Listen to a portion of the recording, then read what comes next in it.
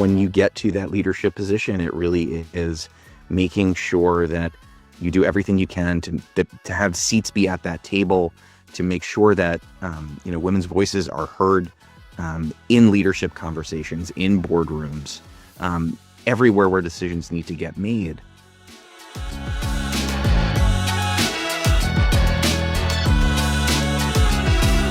Hello, and I wanted to say a big welcome to Jason Schulweis. Jason and I have been friends for a long time, but we're recently talking just about the moment in time we're at and the importance of kindness, and actually to be a strong voice of kindness. Jason has had an incredible career, leading brands such as Yahoo, incredible history with MediaLink, and basically just being a connector, leading with kind, empathetic leadership. But Jason right now is most recently with Female Quotient. And I know, Jason, just in, our conversations, what drew you to FQ was part of the mission and their commitment to kindness. But love to have you here today. I just want to say thank you for coming and welcome. Andrew, thank you so much. It was so great to reconnect and sit down and have a conversation that really focused around kindness when we caught up in Cannes. And I'm just very grateful to you for having me on your show. It's I appreciate it. Anytime I get to hang and chat with you is a great day. So Jason, I would love, we've talked a lot just in the past just about purpose and mission, and the importance of purpose and mission in terms of guiding leadership principles. And I know that's part of what led you on your own journey and career choices, but maybe we could start there. Of course. No, 100%. The idea of kindness and empathetic leadership has been core to who I am. And I've been very fortunate to have kind and empathetic leaders who I've learned from, over the last 2 decades. And, you mentioned MediaLink as one of the stops, and that's actually a core reason how I got exposed to Shelley and Talia and the Female Quotient to begin with, because we were always in the same places, whether that was CES or Cannes or, anywhere in between. And in my, in the little free time that I would have at those events, I would always swing by the FQ Lounge. And I was always so incredibly moved by the energy and the environment of the lounge itself, of the speakers who were up on stage, who all embodied that same sort of kindness and empathetic leadership style. And then Shelley and Talia themselves, who also truly embody that. It just felt like the internal environment and company culture was very core and true to both kindness and empathetic leadership. And that was also what they were communicating out to the world, and was also attracting, these incredible speakers and leaders from across, all of these different industries who all shared that same North Star. And that was really something that I think, planted an initial seed in my head that continued to grow. And that seed, I think, probably started growing even faster once my daughter was born, 4.5 years ago. And it just really cemented who I wanted to be and who I wanted to surround myself with. So Jason, I know we've talked about your daughter before, but I know you've spoken too just about part of your mission is helping to create a world where she can thrive. I would love maybe just talk a little bit about what are some of the things that basically FQ is championing that would basically enable that mission and vision for you. No, 100%. And it's for my son as well, and but my daughter is also my firstborn, and so that's like, it's been such a big focus for me, and I always try to say that as a parent, your initial mission and goal in life is to prepare your child for the world. And at FQ we really believe that it's more about like preparing the world for your child, and especially a world that, has not necessarily been equal or equitable, to women in the workforce. That's been such a, again, a kind of like a core component. And especially when Shelley founded the company, the mission and purpose was to advance that type of gender equality, and equity by raising the visibility and profile of these remarkable women and leaders across 30 industries in 100 countries. And the idea that if you can see that as a girl, being able to grow up and see these incredible CEOs and board members and CMOs and C-suite leaders across all these different industries, it becomes much more of a real future and real path than not. And I love that. I want to help create that world for her. And I want to be able to model what that looks like from a male leadership, allyship, advocacy perspective. Also, again, for my son. I think hopefully there's an outcome component to it, where the world becomes a better place for both of them, and they can both continue to make the world better for those that come after them. I love the idea of preparing the world for your child. So you mentioned allyship. I would argue probably you have had a front row seat to allyship more than most. What advice, what learning could you share that could help us take away what it means to be an ally and how we could apply that in our own lives and leadership? It's a great question. I think that you have to view it as a verb, right? That it is an action-oriented thing, and it means more than words. And so, allyship, I think the most service that we can do for that word and for the actual, action is making sure that it includes championship and sponsorship and advocacy inside of that. Like when we talk about allyship, it needs to encapsulate all of those things. And that means really, yes, showing up and speaking about certain things, but it also means making sure that if you are in a position of leadership, that you are creating space, that you are listening, that you understand and can truly empathize to the best that you can, with the different sorts of situations and circumstances, that women may face that you may not. And it's, when you get to that leadership position, it really is making sure that you do everything you can to have seats be at that table, to make sure that women's voices are heard in leadership conversations, in boardrooms, everywhere where decisions need to get made. And everyone can do that to a certain degree. You don't necessarily even need to be in leadership, but it's really just making sure that you are creating that space and ensuring that that space is filled by the amazing women leaders and rising leaders in all of our organizations. Yeah. So, I mean, the two things I really take away is just being an active and vocal champion. And two, I think actively looking for ways to create space, give airtime and basically invite new points of view and new ideas. It's one of the things, it's been on my mind lately. I'd read an article this week on basically the return of the authoritative male leader.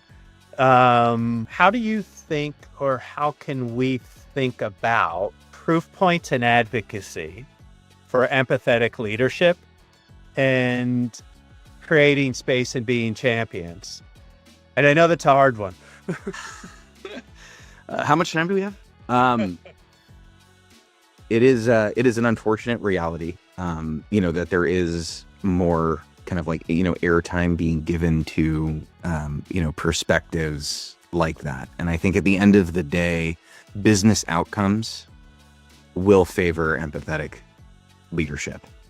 And that's one of the things that, we also focus on at FQ, is that business outcomes and KPIs and things like that, like ultimately, companies do better when there is a focus on inclusion and representation at the top. And I think that's an undeniable fact. And for me personally, and for those that do still lead with kindness and empathy, that we continue to stay the course, because we know it is right.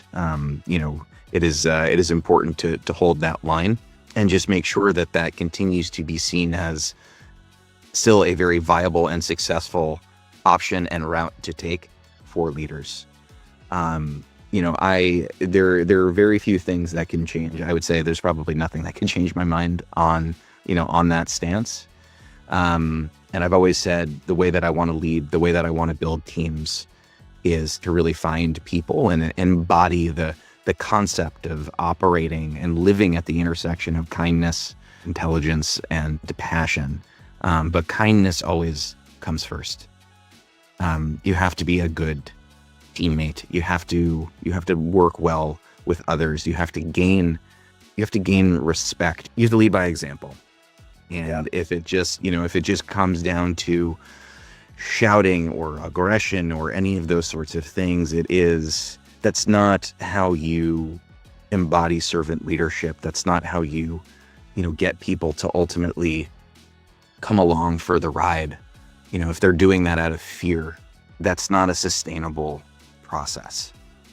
That is, I've in the past, I've gotten feedback on my leadership style from folks that are more in that camp, the aggression camp. And I tried it. It does not feel right. It was not well received. And hear more about that. What was the advice? It was that I was too empathetic and I was too kind. And there, look, some of the points of truth in the feedback was that, I do want my employees to like me and want to work with me. And so, maybe there are still ways that I can think about how to lead better with empathy and kindness. And maybe that's me being more direct, or maybe that's me being more proactive in certain areas. And I think those can still work in the framework of, empathy and kindness and leadership. But as soon as you shift to the type of aggression and, to your point, a lot of those words of the masculinity and the aggression and those sorts of things, I don't know who those people are leading for. That's not the type of person that I would ever want to work with or for. And that's never the type of person that I would want to become. Yeah. It's interesting from my experience. If your role as a leader is basically to maximize the performance and output of as many people as possible, and exponentially driven, why would you want people feeling small and playing scared? Right. Versus big ideas, big ambitions, and big passion. I loved your, kindness, intelligence, passion, as your criteria. And again, for me, if the exponential benefit of a team is engaged, passionate, committed employees, I have to believe every day that engaged, passionate, committed employees are going to be fearful, scared, defensive employees. So it's interesting how that, what advice would you have right now for a young manager, from your own experience in walking this road of, how to balance empathy with accountability and what you learned and what you applied? I think the concept of balancing empathy and accountability is important. But I think I am a huge accountability person. You have agency and accountability across a lot of different things. And I am a very big believer in that. And that's, another way in which I do try to lead. But I think if you can focus on being direct and respectful, if you can lay out very clear expectations, and accountability, I think you're able to also then still be, kind and empathetic and truly care about your employees and understand they are three-dimensional and what's going on in their lives and how that may impact the way that they show up and how that impacts yourself and how you can communicate. I think the structure that, you talk about, especially the setting and managing of expectations and outlining very specifically who is accountable to what, and creating also a safe space where people feel comfortable and confident and generally okay with being accountable to certain things, where there's no fear in saying, hey, I messed up. Here's what I did. And here's how I can ensure that that doesn't happen again.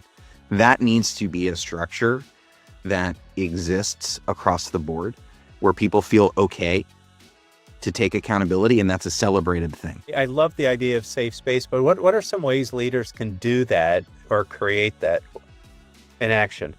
Yeah, I think there are two ways. One is to celebrate it and recognize it when it happens within your organization and say, this was awesome that this happened. It is okay that this this thing happened. Here's how we're talking about it, and making sure that you know that it's okay to talk about it, and also that you're coming with a solution to ensure it doesn't happen again. So that's kind of piece one. But the second piece too, which I think a lot of leaders don't necessarily do and also feel comfortable doing, is embodying that and leading and living by example too. Like, I mess up all the time. Like we all do, right? And I think it's a very important thing to be able to, in front of a larger organization, say like, hey, this is on me. Here's like the context and background for like why I made this decision or why I did this thing. And here's why we're going to like shift or do something different, or how I can ensure that I will make sure that that doesn't happen again. And I think both of those things happening simultaneously create an amazing work culture where people do feel safe and people do feel that, leadership is also kind of like on their side and you're building towards something together. Yeah. Like, being in a boat where everyone is rowing the same direction at the same speed.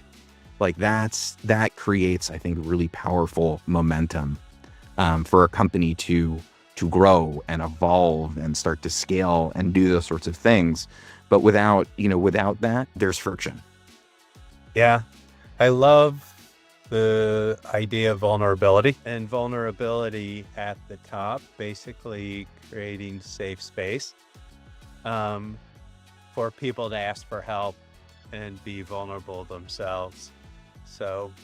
Asking for help. Yeah. Well, asking for help, that's also another thing where it's important to state up front that asking for help is a sign of strength. Yeah. Yeah. And confidence. Yeah. Yeah. I love that. If you have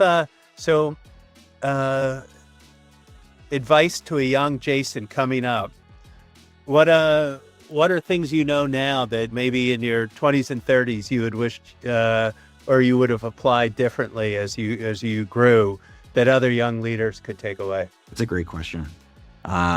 There's a lot, where I am. I feel very grateful to be where I am when I am, all of these sorts of things. So, part of me says there's nothing that I would change.